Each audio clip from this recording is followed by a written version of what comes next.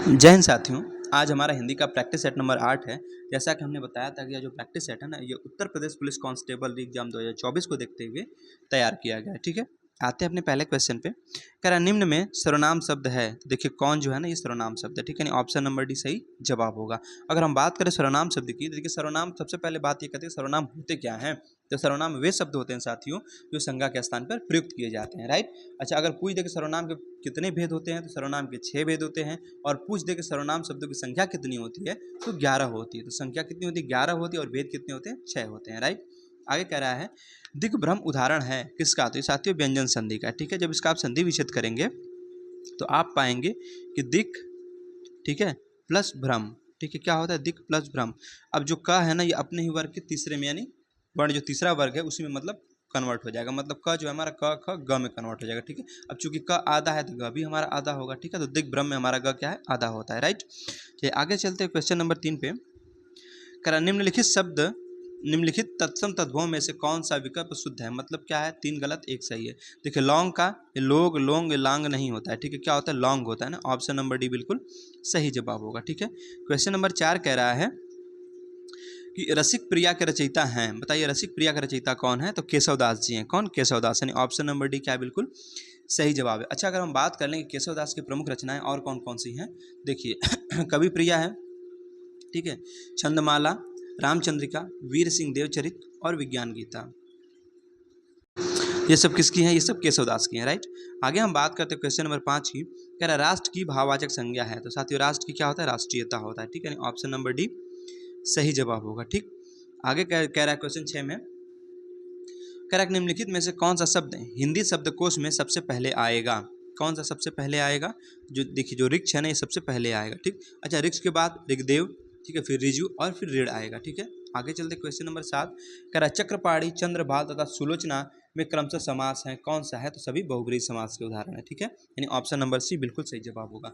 अच्छा, अगर हम बात करें बहुब्रीहि समास की, तो देखिए जैसा कि हमने आपको समास पढ़ाया तो बताया था कि जो बहुब्रीहि समास होता है ना, ठीक है, ये क्या करता है कि ये किसी तीसरे की तरफ इंगित करेगा। ठीक है, ये किसी तीसरे की तरफ इशारा करता है। अगर एक ट्रिक की बात करें यहाँ पे, तो देखिए जितने भी देवी देवताओं के नाम होते हैं ना, ये कहाँ पे जाते हैं, ये बहुब्रीहि समास के उदाहरण होते हैं। राइट। चलिए आगे चलते हैं क्वेश्चन नंबर 8 पे। कह रहा है नागमती का वर्णन है किसमें है, तो पद्मावत में है। किसमें, पद्मावत में है। राइट। अच्छा, अगर पूछ दे कि पद्मावत का रचयिता कौन है, तो मलिक मोहम्मद जायसी जी हैं। ठीक है, चलिए आइए हम और देख लेते हैं कि मलिक मोहम्मद जायसी जी की रचनाएं कौन कौन सी हैं। देखिए अखरावट है, ठीक है, हमने बताया ना, अखरावट है। ठीक है, अखरावट के बाद कान्हावत है, कहरनामा है, आखिरी कलाम, ये सब किनके, मलिक मोहम्मद जायसी जी की रचनाएं हैं। कह रहा सार्वनामिक विशेषण, बताइए क्या होते हैं सार्वनामिक विशेषण। देखिए सबसे पहले आते ही संज्ञा। ठीक है, अगर हम बात करें संज्ञा शब्द की, इससे भी पहले आएगा सर्वनाम शब्द। तो सर्वनामिक विशेषण की परिभाषा क्या बनती है कि जब कोई सर्वनाम शब्द, ठीक है, जब कोई सर्वनाम शब्द संज्ञा शब्द से पहले आकर, ठीक है, विशेषण की तरह विशेषता को प्रकट करता है, तो हमारा वहाँ पे सर्वनामिक विशेषण होता है। ठीक है, तब देख लीजिए यहाँ पे सर्वनाम के बाद आते हैं, बिल्कुल नहीं। सर्व क्रिया के बाद क्रिया का कोई जिक्र ही नहीं है। संज्ञा के बाद आते हैं, नहीं साथियों, संज्ञा के पहले आते हैं। ठीक है, ऑप्शन नंबर सी क्या है, बिल्कुल सही जवाब होगा। तो सर्वनामिक विशेषण में सर्वनाम क्या होते हैं, कि संज्ञा सबसे पहले आते हैं और एक विशेषण की तरह अपनी विशेषता को प्रकट करते हैं। राइट। क्वेश्चन नंबर 10, कह रहा सुकृत वर्ण से सुंदर है, इस वाक्य में कौन सा कारक है, तो इसमें साथियों हमारा अपादान कारक है। ठीक है, कौन सा है, अपादान कारक। अच्छा, अगर हम बात करें, जैसे कि हमने आपको जब परसर्ग पढ़ाया था तो हमने बताया था कि देखिए कारक क्या होते हैं। ठीक है, कारक और उनकी विभक्ति चिन्ह के बारे में बताया था। जैसे कर्ता ने कर्म को करण से संप्रदान के लिए अपादान से अलग, ठीक है, ऐसे हमने बताया था ना आपको। तो यहाँ पे पूछ रहा है कि जिसमें कि सुकृत वर्ण से सुंदर, मतलब सुकृत वर्ण से सुंदर है, बताइए इसमें, तो देखिए से आया है यहाँ पे। ठीक है, तो इसका अगर हम बात करें प्रदान कारक की, तो इसकी विभक्ति चिन्ह क्या होती है, से होती है। क्या होती है, से। और इसमें साथियों क्या होता है ना, कि अलगाव की भावना पैदा होती है। ठीक है, चलिए आते हैं अगले क्वेश्चन पे। क्वेश्चन नंबर 11 कह रहा है कि कौन सा शब्द है साथियों जो उपसर्ग रहित है, मतलब जिसमें उपसर्ग नहीं हो। ठीक है, देखिए जब हमने आपको उपसर्ग और प्रत्यय की क्लास ली थी तो हमने बताया था आपको कि उपसर्ग और प्रत्यय क्या होते हैं, एक शब्दांश होते हैं। क्या होते हैं, शब्दांश होते हैं। अब शब्दांश बोले तो देखिए शब्दांश का मतलब क्या होता है, कि शब्द के अंश होते हैं, मतलब शब्द का हिस्सा होते हैं। ठीक है, तो यहाँ पे क्या है, देखिए अच्छा एक बात और बता दें आपको, जो उपसर्ग होते हैं ये मूल शब्द के पहले जुड़ते हैं। ठीक है, मूल शब्द के पहले जुड़ते हैं, और जो प्रत्यय होते हैं ये मूल शब्द के बाद में जुड़ते हैं। ठीक है, चलिए जैसे हम बात करते हैं, देखिए बंगाली, इसमें ये हमारा क्या उपसर्ग बिल्कुल नहीं है, मतलब ये उपसर्ग रहित शब्द हमारा। ठीक है, बाकी परिकलन में परि उपसर्ग है। ठीक है, उसके बाद स्वचालित और स्वदत्त, इसमें क्या है, इन सभी में हमारे उपसर्ग हैं। ठीक है, आगे बात करें क्वेश्चन नंबर 12 की, कह रहा है आग का पर्यायवाची है। बताइए पुंडरीक है, सैंधव है, शक्र है या वैश्वानर है। कौन सा है? वैश्वानर। ठीक है, यानी ऑप्शन नंबर बी सही जवाब होगा। ठीक है, तो आग का पर्यायवाची शब्द कौन सा है? वैश्वानर है। चलिए आगे हम बात कर लेते हैं कि आग के और कौन कौन से पर्यायवाची शब्द होते हैं। देखिए बहुत ज़्यादा पूछे जाते हैं एग्जाम में।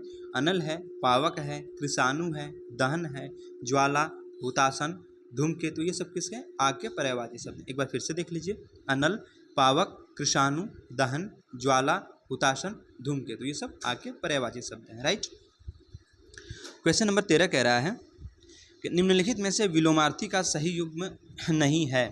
ठीक है मतलब नहीं है, मतलब 3 है, 1 नहीं है। देखिए हर्स्व का दीर्घ होता है, बिल्कुल होता है। हर्स्व मीन्स छोटा होता है, दीर्घ मीन्स बड़ा होता है। जैसा कि जो हमने आपको वर्णमाला पढ़ाया था, तो हमने बताया था ना कि एक हर्ष स्वर होता है, एक दीर्घ स्वर होता है। ठीक है, हर्ष स्वर मतलब जैसे अ, छोटी, छोटा और ये सब हमारे हर्ष स्वर होते हैं। ठीक है, और उसके बाद हमने बताया था आपको एक दीर्घ स्वर होता है। दीर्घ मतलब जो बड़े स्वर होते हैं, जैसे बड़ा, बड़ी, बड़ाऊ। ठीक है, फिर एड़ी, ऐनक, उखली, औरत, ये सब क्या है हमारे? ये दीर्घ स्वर होते हैं। ठीक है, और इनकी संख्या 7 होती है और हर स्वर की संख्या 4 होती है, जो कि एग्जाम में बहुत बार पूछा जाता है। राइट। चलिए अब हम बात करते हैं यहाँ पे कि मानव का अभिमान नहीं साथियों, मानव का दानव होता है। ठीक है, यानी यही हमारा ऑप्शन सही होगा, क्योंकि गलती पूछा था हमसे और इसमें ही गलती है। ठीक है, पक्ष का विपक्ष होता है और गमन का आगमन होता है। ठीक है, यानी मानव का क्या होगा? दानव होगा। ठीक है, यानी ऑप्शन नंबर बी हमारा क्या है? सही जवाब होगा। ठीक है, क्वेश्चन नंबर 14 कह रहा है समुच्चारित भिन्नार्थक शब्दों में अवलंब अविलंब का सही विकल्प बताइए। अवलंब मीन्स क्या होता है साथियों? अवलंब मीन्स सहारा होता है और अविलंब मीन्स शीघ्र होता है ना, सहारा और शीघ्र। ऑप्शन नंबर बी बिल्कुल राइट जवाब होगा हमारा। ठीक है, जैसे नहीं कहते हैं कि अरे यार बहुत अवलंब हो रहा है, मतलब क्या बहुत लेट हो रहा है, शीघ्र चलो। ठीक है, मतलब अवलंब, सॉरी बहुत अविलंब हो रहा है, हम अवलंब नहीं कहते, अविलंब कहते हैं। ठीक है, कि बहुत ज़्यादा अविलंब हो रहा है, मतलब बहुत देरी हो रहा है, शीघ्र चलो। ठीक है, अविलंब का मतलब शीघ्र होता है। राइट।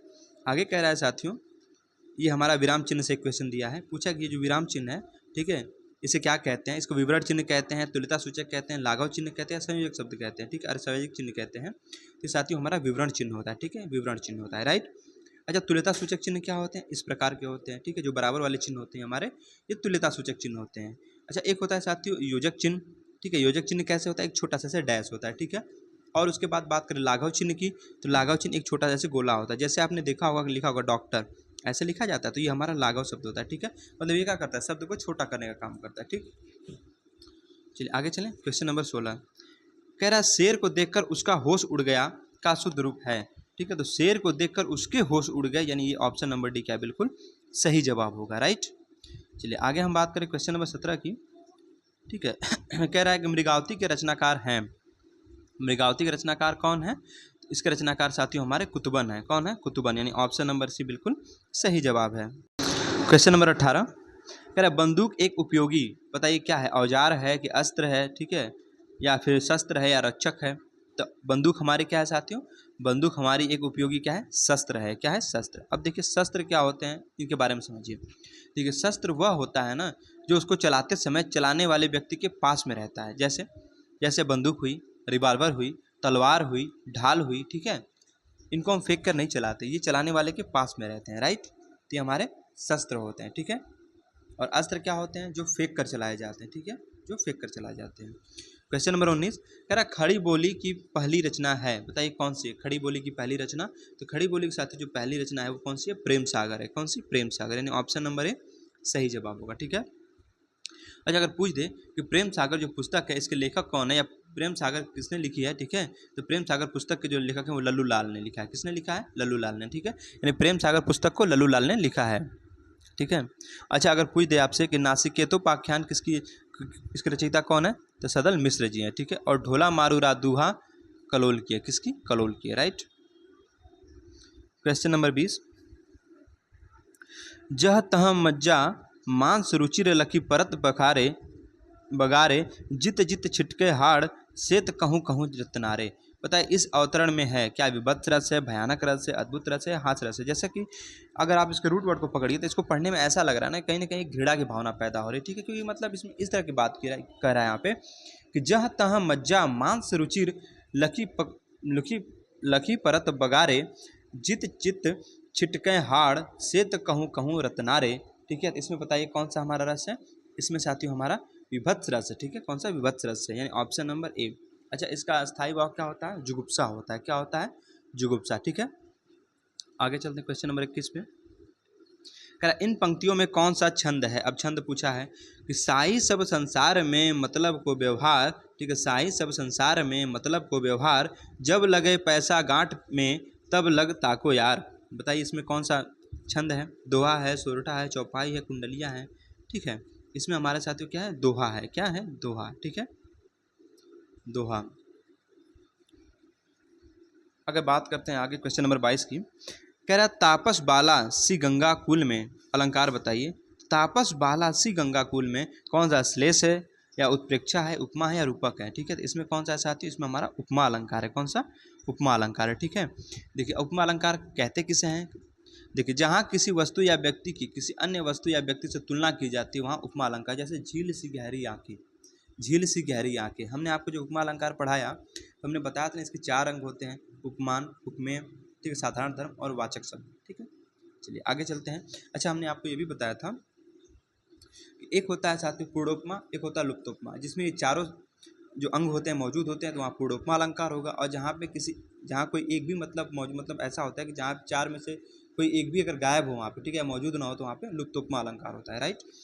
आगे कह रहा है क्वेश्चन नंबर 23 में कि वर्णमाला में संयुक्त स्वर कौन से हैं। संयुक्त स्वर, ठीक है। अब बताइए संयुक्त स्वर कौन से हैं। तो जो ऑप्शन नंबर बी हमारा है ये सही जवाब होगा, यानी अ और अ ये हमारे क्या है, संयुक्त स्वर हैं। क्या है, संयुक्त स्वर है, ठीक है। अगर हम बात करें कि हिंदी वर्णमाला में संयुक्त स्वर देखिए कौन कौन से होते हैं। ए होता है, अ होता है, ठीक है, ओ होता है और अ होता है, राइट। चलिए आगे चलते क्वेश्चन नंबर 24 पे। कह रहा सूची 1 के समूह का मिलान सूची 2 से कीजिए और दिए गए कूट के सही उत्तर का चयन कीजिए, ठीक है। आगे दिया है, पहला कह रहा है खचाखच, ठीक है, बताइए क्या है ये। और मुरलीधर, टिकटघर, सांप, बताइए इसमें क्या है, मतलब योग रूढ़ है, तद्भव, देसाई, शंकर, ये सब बताना है। ये पहले बताइए कि खचाखच में जो है कौन सा शब्द होगा। योग रूढ़ शब्द है, तद्भव शब्द है, तत्सम शब्द है, देसाई, शंकर, क्या है इसमें, ठीक है। तो देखिए इसका जो होगा साथियों ना, इसलिए हमारा खचाखच कैसा है, देसा शब्द है, ठीक है। यानी कहते ट्रेन जो है खचाखच भरी पड़ी है, ठीक है, यानी हमारा देसा शब्द हो गया। मुरलीधर, ठीक है, मुरलीधर हमारा क्या है साथियों, ये हमारा योग रूढ़ शब्द है, ठीक है। क्या है, योग रूढ़ शब्द है ना। अगर हम बात करें टिकटघर की, ठीक है, टिकटघर, तो टिकटघर हमारा संकर शब्द है, ठीक है, टिकट और घर, ठीक है। अगर हम बात करें सांप की, ठीक है, सांप, तो सांप हमारा कैसा है, तद्भव शब्द है। कैसा, तद्भव शब्द है, ठीक है। यानी इसका हमारा जो ऑप्शन बनेगा ये बनेगा 3 1 4 2, 3 1 4 2 किस में है, ऑप्शन नंबर बी में है, ठीक है। चलिए आगे चलते क्वेश्चन नंबर 25। कह रहा है नीति का बहुवचन होगा। नीति का क्या होगा, नीतियों होगा, नीतियाँ होगा, ठीक है, नीतियानी होगा या नीतिगत होगा। तो नीति का बहुवचन क्या होता है, नीतियाँ होता है। क्या होता है, नीतियाँ, राइट। Question number 26। साधु का स्त्रीलिंग शब्द है, बताइए साधु का क्या होता है। साधुनी होता है, साधु आइन होता है, साध्वी होता है या साधु वाइनी होता है, बताइए क्या होता है। तो साधु का साथियों क्या होगा इसमें, साध्वी होता है। क्या होता है, साध्वी, यानी ऑप्शन नंबर भी बिल्कुल सही जवाब है, ठीक है। तो साधु का स्त्रीलिंग शब्द साध्वी होगा। आगे कह रहा है कि परिमाणवाचक क्रिया विशेषण अव्यय है, बताइए क्या। सर्वदा, सर्वत्र, इतना, गलत। अब बात क्या है परिमाणवाचक क्रिया विशेषण की। देखिए इतना, ये क्या हमारा है, ये परिमाणवाचक है, ठीक है। देखिए अगर हम बात करें कि जिन शब्दों से क्रिया की विशेषता का पता चलता है उसे क्रिया विशेषण अव्यय कहते हैं, ठीक है। क्या कहते हैं, क्रिया विशेषण अव्यय कहते हैं, राइट। क्वेश्चन नंबर 28 में कह रहा है हथियाना में से, ठीक है, हथियाना में कौन सी क्रिया है, बताइए। प्रेरणार्थक है, संयुक्त है, अनुकरणात्मक है या नाम धातु क्रिया है। इसमें कौन सी साथियों, नाम धातु क्रिया है, ठीक है, नाम धातु ना, मतलब नाम धातु क्रिया है। मतलब इसमें देखिए नाम धातु क्रिया होती क्या है, देखिए संज्ञा, सर्वनाम, विशेषण, ठीक है, संज्ञा, सर्वनाम, विशेषण आदि से जो बनने वाली क्रियाएं होती है ना उनको हम नाम धातु क्रिया कहते हैं। जैसे हाथ से आपका हथियाना होता है, लात से लतियाना होता है, बात से बतियाना होता है और लाठी से लठियाना होता है, ठीक है। तो नाम धातु क्रिया जो होती है किस किस से मिलकर बनती हैं, संज्ञा से, सर्वनाम से और विशेषण से, ठीक है। ये हमारी कौन सी यहाँ पे होती हैं साथियों, तो हमारी नाम धातु क्रिया होती हैं। अब देखिए हाथ क्या है, एक संज्ञा शब्द है, ठीक है। हमने क्या बताया, संज्ञा, सर्वनाम और विशेषण, इनसे नाम धातु क्रिया का निर्माण होता है, ठीक है। चलिए आगे चलते हैं क्वेश्चन नंबर 29। क्या राग दरबारी उपन्यास के रचयिता हैं, कौन है बताइए। तो श्रीलाल शुक्ल जी हैं। कौन, श्रीलाल शुक्ल, यानी ऑप्शन नंबर बी बिल्कुल सही जवाब होगा, ठीक है। अच्छा अगर हम बात करें तो श्रीलाल शुक्ल की कुछ अन्य रचनाएं की, तो देखिए सूनी घाटी, ठीक है, सूनी घाटी का सूरज, फिर अज्ञातवास मकान, पहला पड़ाव, ये सब किन की हैं, ये श्रीलाल शुक्ल जी की हैं, राइट। आगे चलते क्वेश्चन नंबर 30 पे। कह रहा भिक्षुक कविता के रचयिता हैं, बताइए भिक्षुक कविता के रचयिता कौन है? तो निराला जी हैं। कौन? निराला, यानी ऑप्शन नंबर डी बिल्कुल सही जवाब होगा। ठीक है। अच्छा, अगर हम बात कर लें कि जो निराला जी हैं इनकी प्रमुख कृतियाँ कौन कौन सी है, तो परिमल है, अनामिका, तुलसीदास, ठीक है, उसके बाद आराधना और कुकुरमुत्ता। कुकुरमुत्ता तो कई बार पूछा गया, ठीक है, तो किसकी है? निराला जी की है, राइट। क्वेश्चन नंबर 31 कह रहा है तुच्छ मनुष्य की मित्रता शीघ्र ही समाप्त हो जाती है। तुच्छ मनुष्य की मित्रता शीघ्र ही समाप्त हो जाती है, भाव को व्यक्त करने वाली लोकोक्ति है। कौन सी है? तो ओछे की प्रीति बालू की भीति, यानी ऑप्शन नंबर डी बिल्कुल सही जवाब होगा। ठीक है। अच्छा, जैसे कह दे कि अधजल गगरी छलकत जाए, इसका अर्थ बताइए। तो ज्ञान कम और दिखावा अधिक करना, है ना।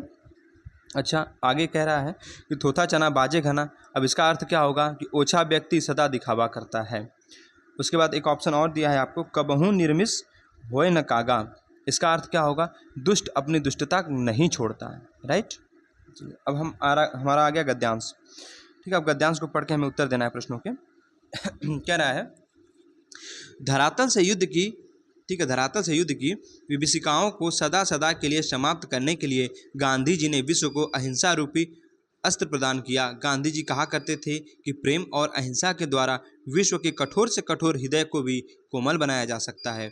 उन्होंने इस सिद्धांतों का परीक्षण भी किया और वे नितांत सफल सिद्ध हुए। हिंसा से हिंसा बढ़ती है, घृणा घृणा को जन्म देती है और प्रेम से प्रेम की अभिवृद्धि होती है। अतः यह निश्चित है कि बिना प्रेम और अहिंसा के विश्व में शांति स्थापित नहीं हो सकती। शांति के अभाव में मानव जाति का विकास संभव नहीं। आगे कह रहा है कि प्रत्येक राष्ट्र का स्वर्णिम युग वही कहा जाता है जब वहाँ पूर्ण शांति और सुख रहा हो तथा उत्तमोत्तम रचनात्मक कार्य किए जाते हों। भौतिक दृष्टि से आगे कह रहा है कि भौतिक दृष्टि से व्यापार और कृषि की उन्नति भी शांति काल में ही संभव होती है। अतः हम यदि विश्व का कल्याण चाहते हैं तो हमें युद्ध का बहिष्कार करना ही होगा। अहिंसा और प्रेम की भावना से विश्व में शांति स्थापित करनी होगी, तभी विश्व के सुखमय एवं शांतिमय राज्य की स्थापना संभव होगी, राइट। अब हम साथियों प्रश्नों के जवाब देंगे पढ़ के। क्वेश्चन नंबर 33 कह रहा है कि विश्व में शांति क्यों आवश्यक है। ठीक है, क्यों आवश्यक है? क्योंकि इसमें क्या बोला गया है? मानव जाति के विकास के लिए, ठीक है, यानी ऑप्शन नंबर ए क्या है? बिल्कुल सही जवाब होगा। ठीक है, आगे बात करते हैं क्वेश्चन नंबर 34 की। कह रहा है विश्व शांति की स्थापना के लिए सबसे आवश्यक है, क्या आवश्यक है? अहिंसा और प्रेम, यानी ऑप्शन नंबर बी। ठीक है। क्वेश्चन नंबर 35 कह रहा है कठोर से कठोर हृदय को भी कोमल बनाया जा सकता है अहिंसा द्वारा। किसके द्वारा? अहिंसा द्वारा। ठीक है। 36 नंबर, किसी भी राष्ट्र के स्वर्णिम युग के प्रमुख तत्व हैं, कौन सा है बताइए? शांति, सुख और रचनात्मक कार्य। ठीक है।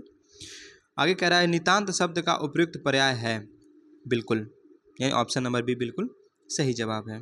साथियों एक क्वेश्चन हमारा छूट गया था, क्वेश्चन नंबर 32 पूछा है कि भूतकाल के कितने भेद होते हैं।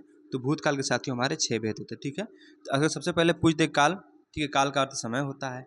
काल कितने प्रकार का होता है? तो काल 3 प्रकार का, जैसे हमने काल आपको पढ़ाया तो बताया था ना, काल 3 प्रकार का होता है, वर्तमान काल, भूतकाल, भविष्य काल। तो अगर पूछ दे कि इनके भेद कितने होते हैं, तो वर्तमान काल के साथियों 5 भेद होते हैं, भूतकाल के 6 भेद होते हैं और भविष्य काल के 3 भेद होते हैं, राइट। तो यहाँ पे पूछा था आपके भूतकाल के, तो भूतकाल के 6 भेद होते हैं, राइट।